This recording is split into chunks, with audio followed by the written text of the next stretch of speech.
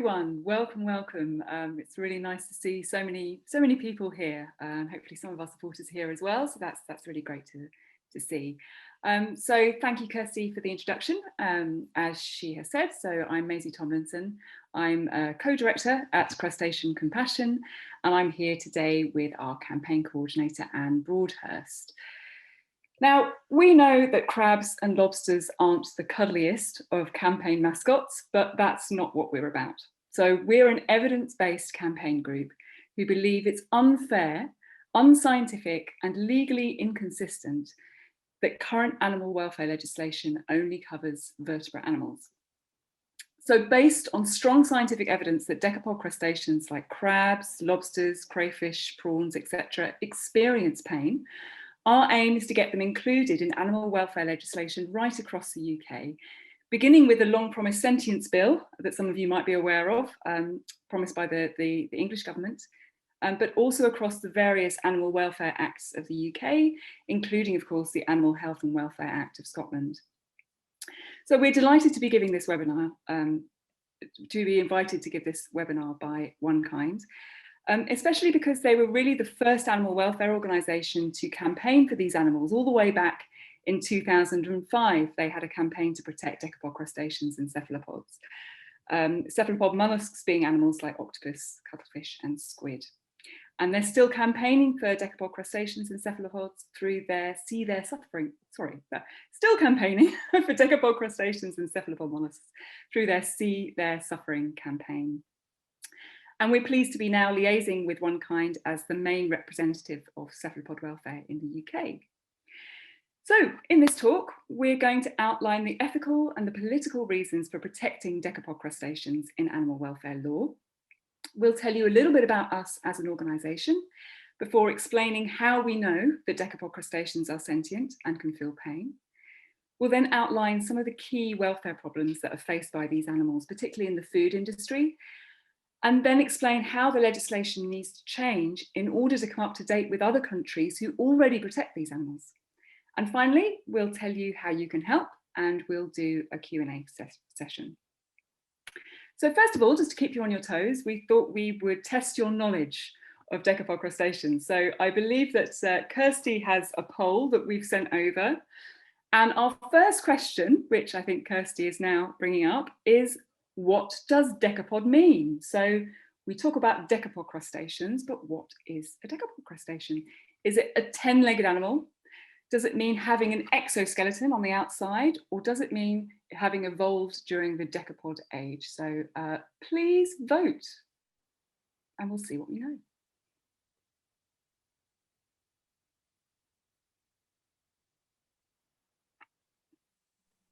Okay, lots of people voting just now, that's good. I think I'll just end the polling and share. Great.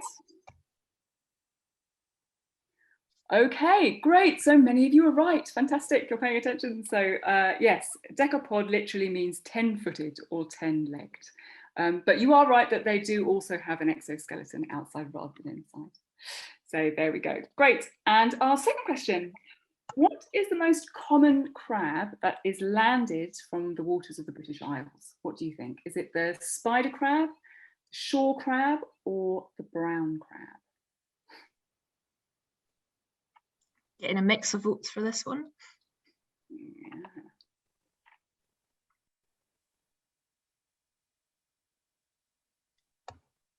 Okay, I think I'll just end the polling now and share the results. Okay, yeah, quite a mix, great. So it is in fact the brown crab that is most commonly landed. That's the brown edible crab, so that's the crab that is most often caught. But in fact, the shore crab is the most common overall. So those who voted for the shore crab also have reason to be pleased with themselves. So, okay, and the next question then. So a crab has no nose. How does it smell? Does it smell through its antennae, through its mouth, through its feet, or, and I couldn't resist, awful?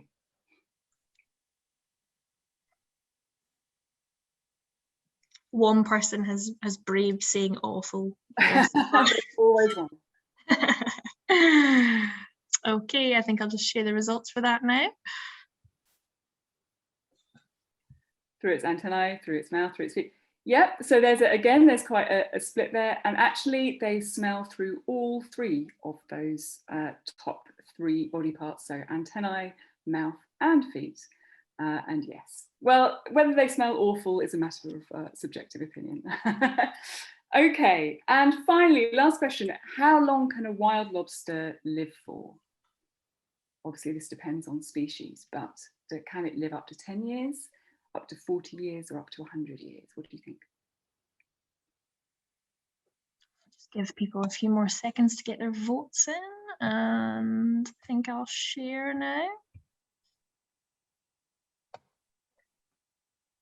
Yes, and the majority of you were right. So a wild lobster, particularly an American lobster, a Homarus americanus, can live up to 100 years.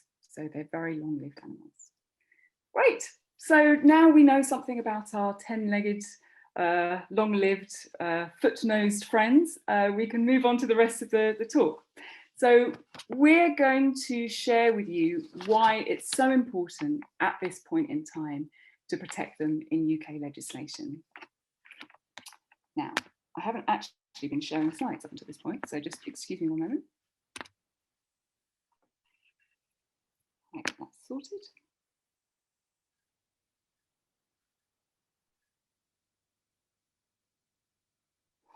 Kirsty, I can't, oh yeah, oh no I can, here we go, sorry, apologies.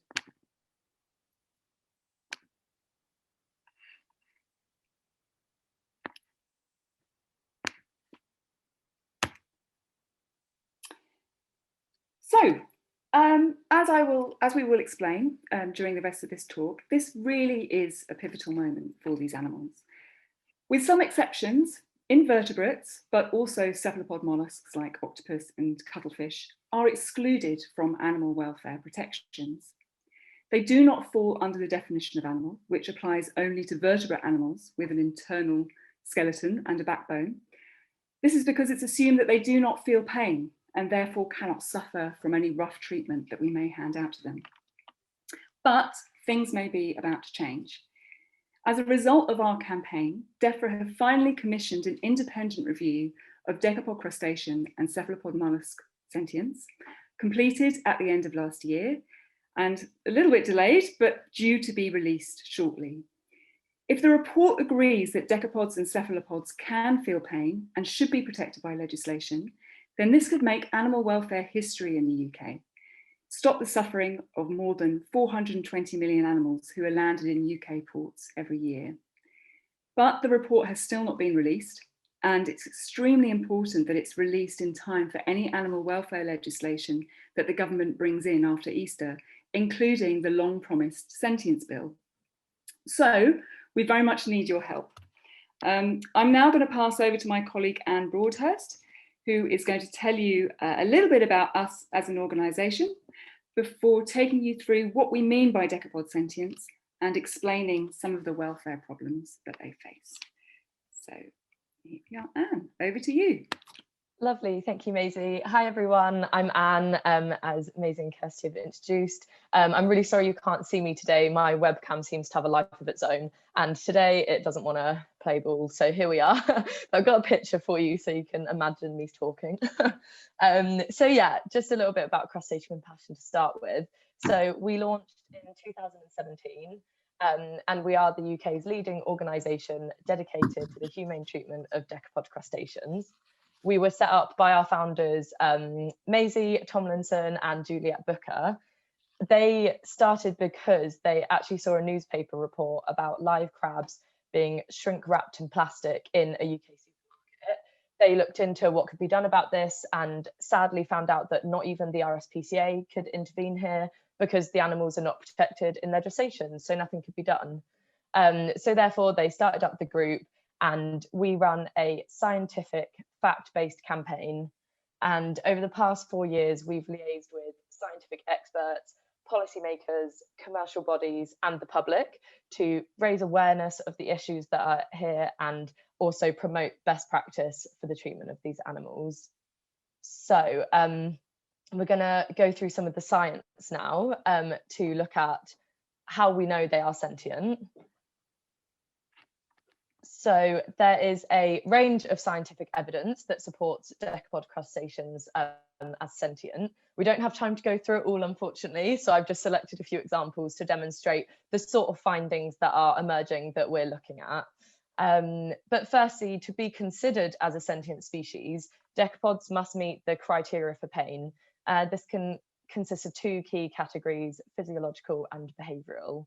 And when we're assessing pain, the key thing that we're looking at really is comparing the difference between a basic reflex response and an actual painful experience. So we'll look at that in a little bit more detail. There are two key parts that make up an overall painful experience. The first is the basic reflex response, which helps the body avoid something damaging, something that could cause injury. And then the second is the negative felt experience. And this is important because it triggers a long-term behavior change, which helps protect you from injury in the future. This can be compared to accidentally putting your hand on something hot. And before you've even realized what's happened, your body's automatically pulling your hand away from that hot thing. And that's part one, that reflex response. But then suddenly you realize that you've touched something, you feel that burning sensation, and it's not nice, it's a negative experience. And that helps you learn to next time be more careful around something that might be hot. And that's the part two of pain, that learning and that protection in the future. So what we're looking at when we look at this research is whether decapods just automatically pull their metaphorical hand away from the heat, or whether they actually learn and experience that negative feeling to then next time not touch the hot thing, metaphorically. So one thing we can look at is an animal's response to painkillers that can give us some insight into whether they actually experience pain. So one study looked at injured lobsters and found that they actually released a natural painkiller, which was similar to morphine when they were injured. And then another study found that when going through a painful procedure, shrimps that were given painkillers showed less pain-associated behaviours than a group that weren't given painkillers. So in both of these cases, we're seeing examples of decapods showing that they actually make use of painkillers and that they do in fact behave differently when they're given painkillers. And then we've also got 4 behavioural factors to consider. So the first of these is flexible decision making. And this is basically when an animal actively chooses to avoid something that could, cause them an injury or cause them some damage. In a study, crabs were offered 2 shelters. In one of the shelters, they would receive an electric shock, and in the other shelter, they wouldn't. And they found that the crabs repeatedly went towards the shelter where they wouldn't get the electric shock. So here is a nice example of decapods choosing the option which helps them avoid injury and avoid that negative experience. Next, we have flexible self-protective behavior. So this is when an animal pays attention to an injury and tends to it. So this is something that loads of animals do, including us humans. You hit your elbow on something and immediately your hand goes there, you're looking at it, and that is that self-protective behavior. And it has been found that crabs do a similar thing. When they injured a claw, they would shake and rub and guard that claw. So that is a nice demonstration of this behavior. And then we have motivational trade-offs. So this is when an animal gives up a required or highly valued resource to avoid something that could be painful. In a study, crabs were offered a dark, sheltered area, but if they entered it, they would receive an electric shock. And it was found that the crabs would sacrifice using the nice, dark, sheltered area in exchange for not receiving an electric shock. So here they were making the motivational trade-off to give up a shelter and therefore not receive a shock.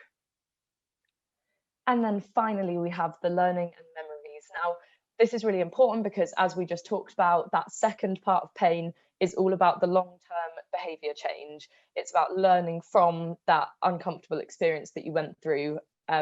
So in one study, hermit crabs were given an electric shock through their shell and then offered a new shell to see if the electric shock would kind of trigger them to choose the new shell.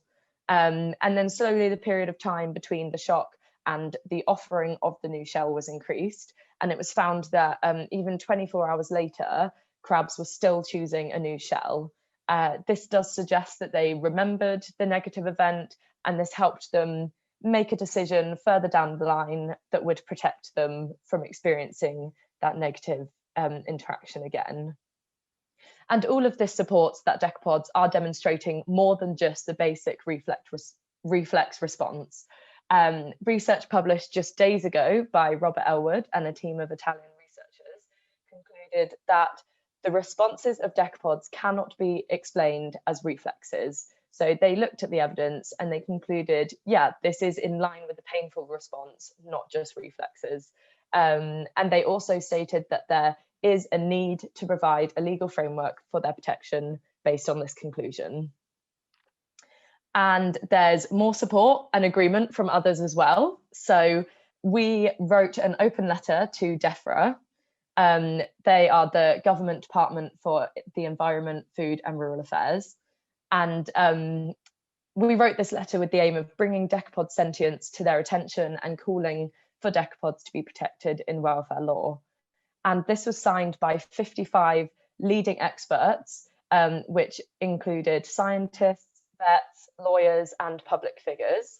Part of this was also the British Veterinary Association who signed, and they have actually since released their own policy statement where they recognise decapods as sentient and advise that they should be slaughtered humanely. So yeah, loads of support from all sorts of different places. So now that we've looked through all of this evidence to see that decapods are sentient, we want to hear from you for a moment. So what do you think the main welfare issues are for decapods in the food industry? If you could just pop any thoughts and ideas you have in the chat box, I'll have a look through them and then we'll be able to see what people have put. Just give you a moment to have a think about that. Yeah, definitely. Absolutely. Wow, loads of responses. Yeah, so immediately you guys have just been able to list so many problems, and yeah, and they just keep rolling in and they're all correct. Yeah. So basically what this highlights to us is that there's loads and loads of issues. And similar to the scientific evidence, unfortunately, we don't have time to go through all of these issues as much as we'd all like to. But I've selected 3 key issues that we're going to be talking about that we feel need addressing. Some of which you guys have mentioned here. Loads and loads of really good suggestions, all of which are correct. So yeah, the first one we're going to look at is storage, which was definitely mentioned in the chat box here. So there are optimal conditions in which you could keep decapods. Unfortunately, these conditions are rarely met. These conditions include water quality, temperatures, lighting, stocking density, which is, yeah, how many are stored in one place together, how sort of cramped in they are, and whether or not they're shelter. So decapods are solitary animals. They prefer dark, sheltered areas. And yet, despite this, we often see them being overcrowded in brightly lit tanks with no shelter, as we have in this picture here. Or worse, sometimes they're kept out of water on ice, and even shrink wrapped in plastic sometimes, which was also mentioned in the chat box. So yeah, loads of issues there. Next, we have transport, which was also mentioned by you guys. More issues arise here. So during large scale commercial transport, they can be kept in inappropriate packaging, poorly stacked and arranged for the journey, also in unsuitable temperatures. And these journeys can be really long, so they can be kept in these conditions for a really long time. But actually, shorter journeys are not necessarily better either. A major concern is that the home delivery of live decapods is available. For example, a company called Fine Foods offers home delivery of decapods through Amazon. And you might think they're transported in specialist vans, but no, they're just packaged and sent along with books and clothes and anything else you might be ordering from Amazon. So obviously that's really concerning. There are other companies who also offer home delivery too. And some of these companies have put out statements about the delivery on their website to kind of prepare you. And we're quite concerned by some of the stuff that's being said here. So for example, one company gave a disclaimer that they cannot guarantee an animal will arrive alive. Another suggested that if you're not sure if your decapod is alive when it arrives, you can put your fingers on the decapod's eyes, and that's a way of seeing if they respond and therefore are either alive or not. So not ideal. And what's more is that if they do actually make it to their destination in a suitable condition to be eaten, then at that point they are in the sole care of the customer. And it's most likely that these customers are unaware of how to appropriately store and then humanely slaughter the decapods. Which brings us onto slaughter. So there are loads of different ways that decapods are slaughtered. Common methods include live boiling, which was mentioned quite a few times in the chat box. Some people put them in the freezer before live boiling, thinking that will help. Sometimes they're drowned in fresh water or just cut up while alive. And studies have found that an edible crab can take approximately 30 to 40 minutes to actually lose consciousness in the freezer. So yeah, that's not a good way of preparing them for this. And also that when live boiling, they can take up to 3 minutes to lose consciousness. So again, they could be taking ages in these uncomfortable situations. Other issues just to touch on that we haven't had time to go into today that occur in the food industry include capture, handling, the forced removal of claws, and something called eye stalk ablation. Eye stalk ablation is basically the removal of one or both eye stalks from prawns and shrimps with the aim of improving fertility. And then beyond the food industry, there are also concerns regarding decapod welfare during use in scientific practices. But now we will move on to have a little look at some of the humane alternatives.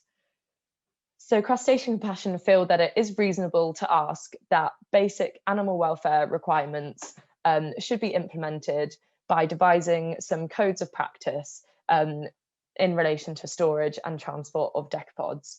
These would be simple adaptations that allow for enough space, appropriate environmental conditions, which are well suited to the different species as well, and that they have opportunity to express their natural behaviour.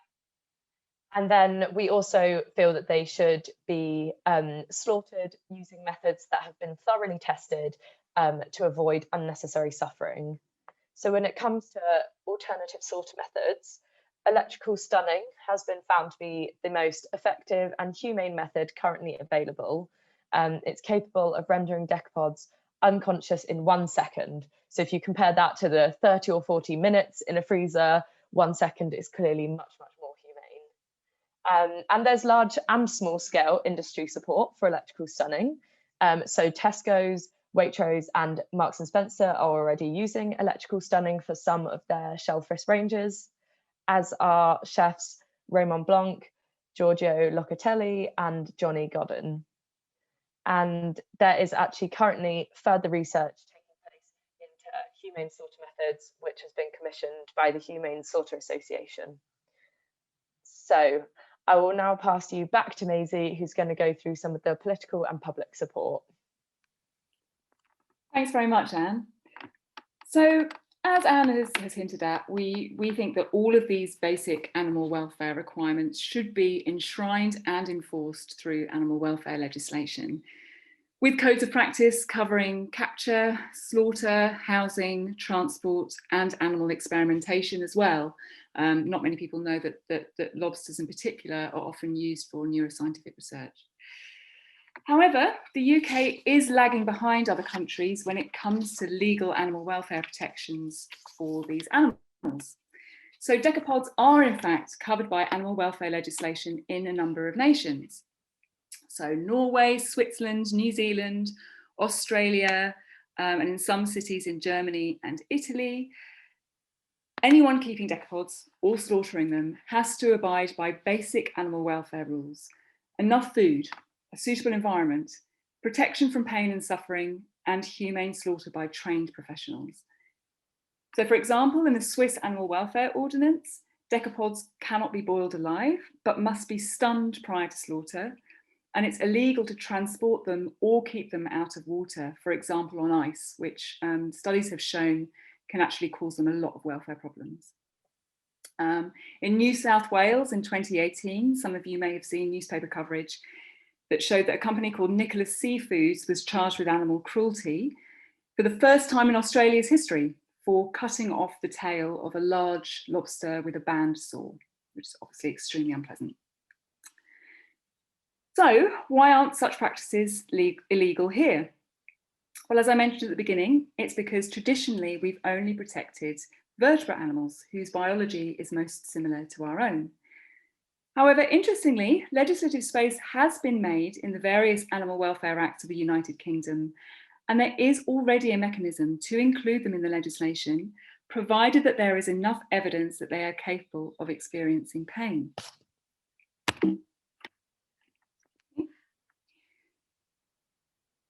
So the Animal Welfare Bill in 2005 actually debated whether crustaceans should be included in that bill, and the Select Committee actually recommended that they should be. So this is back in 2005, 14 years ago. In the end, however, the government, who were making that decision on what animals to include, decided that they were, and I quote, right on the cusp. And the evidence that they could feel pain was still too slim. However, they compromised. They inserted a clause into the Act specifically to acknowledge that one day they might have to change their mind.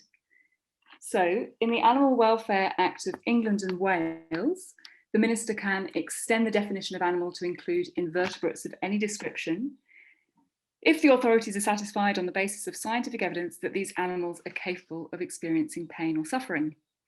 And similarly, in the Animal Health and Welfare Act of Scotland, invertebrates such as insects, shellfish, crustaceans, and cephalopods are not animals for the purposes of this part of the Act. It is possible, however, for this definition to be amended by the Scottish ministers if scientific evidence shows that other creatures are able to experience pain or suffering. And there are similar provisions in Northern Ireland as well. Sorry, I'm having a bit of a problem with Zoom and PowerPoint at the same time. Just move that way. Okay. So, moreover, the government has long promised a sentience bill, which would replace the EU's recognition of animals as sentient beings and the associated requirement to pay full regard to their welfare. And last month, the Telegraph reported that the government are committed to including sentience as part of a raft of animal welfare legislation set to be brought to Parliament in the coming months. So if this bill is brought forward in the next parliamentary session, as many animal welfare organisations hope, it's an ideal opportunity to recognise the sentience of decapod crustaceans, as well as cephalopods, which the government must not miss. It's likely that this bill would apply only to England at this point in time, but we hope then that similar bills would be drafted throughout Scotland, Wales, and Northern Ireland. And certainly if the definition of animal is changed in England, then the implications would likely be UK-wide.